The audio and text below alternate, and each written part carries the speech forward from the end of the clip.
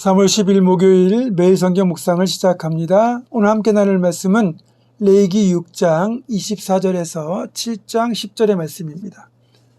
레위기 6장 24절에서 7장 10절의 말씀을 제가 봉독합니다.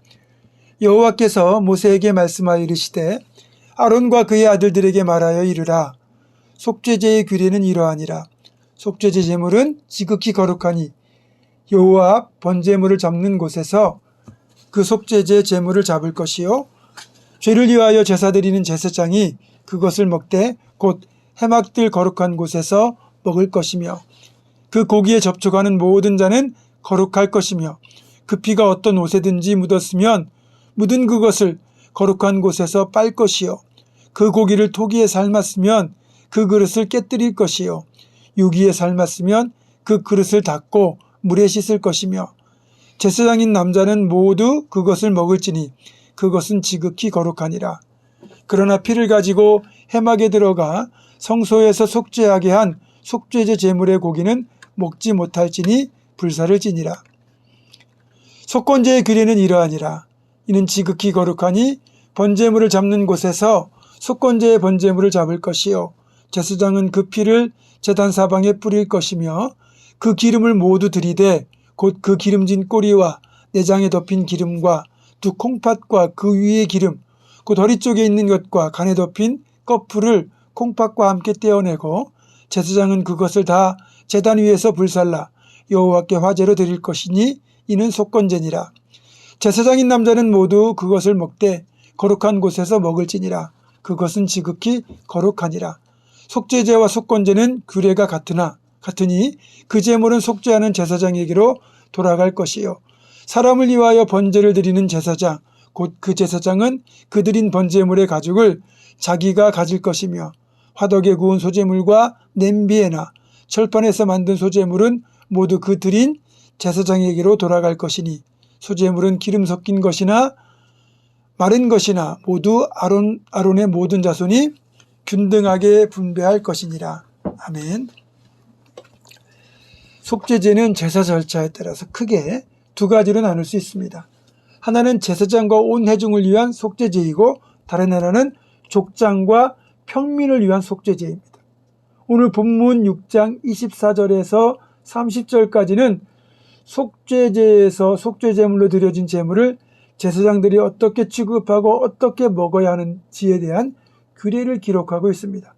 또 7장 1절에서 10절까지는 속건제를 드리는 규례가 나와 있습니다. 전에 언급했지만 속죄제가 죄를 용서받는 개념의 제사라면 속건제는 해당 죄로 인해 피해를 끼친 상대방에게 배상을 하는 성격을 지닌 제사라고 말씀드렸습니다. 속죄제든 속건제든 하나님께 올려드린 제물 중에서 내장의 기름과 기름진 꼬리, 두 콩팥, 간엽은 완전히 태워서 하나님께 바치고 나머지 남은 몸통, 고기는 제사장이 취하여 먹을 수 있었습니다. 하나님께서 제사에 따라 온전히 하나님께 태워드려야 될 몫과 제사장이 수고한 대가로 가져갈 수 있는 몫을 이렇게 엄격하게 구별해 주신 데는 이유가 다 있습니다. 거룩한 제사에 드려진 이 제물 고기를 가지고 예물을 드린 자와 제사를 집례한 제사장이 하나님 앞에서 그 몫을 가지고 서로 불미스러운 다툼을 일으키지 않도록 하기 위함이었다는 거죠. 제사를 예배라는 관점에서 보면 우리가 하나님의 영광을 위하여 모두가 마음과 뜻을 다해 한 마음이 되어 올려드려야 되는 것이고 또 제사 드리는 것을 하나님의 일을 하는 것이라는 관점에서 보면 하나님의 일을 할 때도 돈이나 역할 때문에 다툼을 일으켜서는 안 된다는 뜻입니다. 실제로 우리가 교회 공동체 안에서 여러 가지 하나님의 일을 계획하고 감당하게 되는데 이것이 하나님의 일이기 때문에 그 일의 목적과 또 계획과 시작과 진행, 그 마치는 모든 과정과 결과까지도 다 은혜로워야 되거든요. 하지만 사람들마다 성격 다르고 생각 다르고 일을 진행하고 추진하는 방식 다르고 다 다르기 때문에 자칫 의견 충돌이나 갈등이 발생할 가능성도 늘 있습니다. 그리고 이것이 심해지면 하나님의 일을 하면서 은혜가 아니라 오히려 다툼과 불화를 일으킬 수 있거든요. 이런 일을 미연에 방지하기 위해서 하나님께서 이런 규정을 세심하게 주신 것이라고 보면 됩니다. 교회 안에 갈등이 생기는 이유는 다양할 겁니다. 그런데 어떤 경우는 정말 각자는 각자로 보면 하나님을 사랑하고 교회를 사랑하는 마음이 진짜 진심인데, 조금 전에 말씀드린 것처럼 성격과 생각과 방식이 다르다 보니까 그래서 의견 충돌이 일어나게 되는 거거든요. 이럴 때 하나님이 주신 이런 규정을 떠올리면서 서로 양보해야 됩니다. 그리고 교회 안에 의견 충돌이나 갈등이 발생할 때 이를 조정하고 화해를 이끌고 최종적인 결정을 감당할 수 있도록 교회 안에 리더십, 지도자들을 세워주셨잖아요. 출애굽한 이스라엘 백성들이 광야에 머문 기간이 40년입니다. 그 40년 메마른 광야, 정말 사유재산도 없고 영토가 없는 그런 곳에서 살다 보면 다툴 일이 없을 거 아니겠습니까?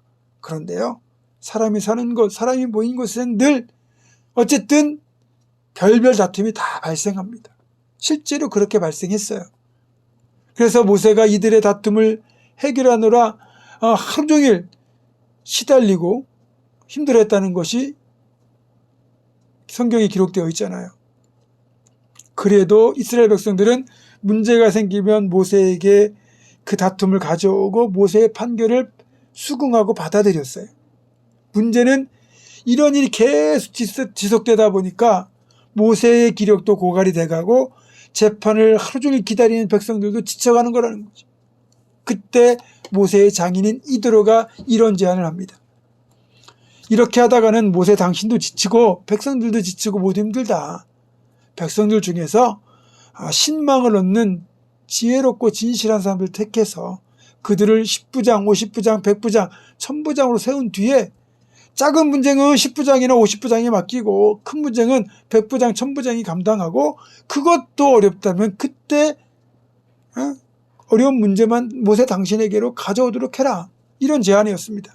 물론 여기에는 하나님께서 허락하시면 이라는 전제가 달렸죠. 모세는 이 제안을 좋게 받아들였고 하나님도 허락하셔서 이것이 이스라엘의 판결 제도로 정착이 됩니다. 혹 우리 안에, 교회 안에 다툼이나 분쟁이 생길 때가 있다면, 그런 일이 있으면 안 되겠지만 혹 생긴다면 그때는 교회 안의 리더십의 지혜로운 판단에 맡기고 그 결정을 따라 주셔야 됩니다. 그것이 가장 아름다운 예배자의 모습이고 하나님이 기뻐하시는 공동체를 만들어가는 비결입니다. 사랑하는 여러분, 모든 것 내려놓으시고 순종하며 십자가의 길을 가신 주님처럼 이 사순절 기간 우리의 모든 말과 행동, 사역과 결정까지도 오직 하나님의 영광과 기쁨이 그 원칙이 되고 목적이 되기를 우리 주님의 이름으로 축원합니다. 기도하겠습니다. 하나님, 우리가 제사를 드리다가도 사람의 생각이 다르고 방법이 달라서 혹 이 몫이 옳다 저 몫이 옳다 그런 다툼이 생길 수도 있는데, 하나님, 이럴 때일수록 정말 하나님이 뭘 원하시고 기뻐하시니를 깊이 생각하게 하시고, 또 이런 분쟁이 생길 때 교원에 세워주신 리더십들의 지혜로운 판단을 따라서 순종하고 수긍하여 정말 하나님 기뻐하시는 참된 예배자, 그리고 하나님 기뻐하시는 건강한 공동체를 더불어 만들어갈 수 있도록 주님 도와주시옵소서.